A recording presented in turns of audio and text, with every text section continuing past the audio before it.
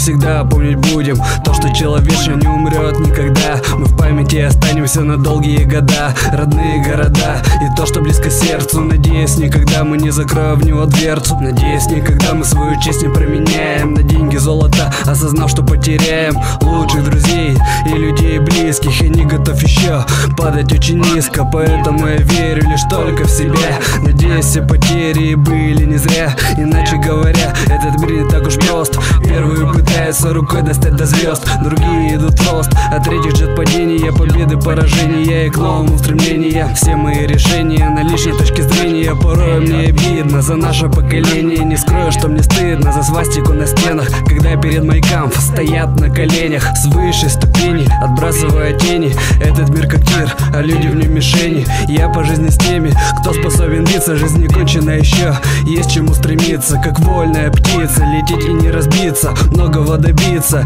и не ошибиться. По жизни находиться в поиске ответов, понять суть бытия поможет только это. Народные приметы не влияют на погоду в любое время года. Счастье и невзгоды, в закаты и восходы, дома или за границей. Тяжело остаться и совсем не измениться. Так может получиться, что не только потребители способны находиться во внимании зрителей, учиться на ошибках не только по словам. Сценарий своей жизни пишет каждый сам. Право человека быть кем он хочет быть, и если есть желание его не изменить, стараться не забыть то, что в первой строчке. Ну вот, пожалуй, все, я поставлю точку.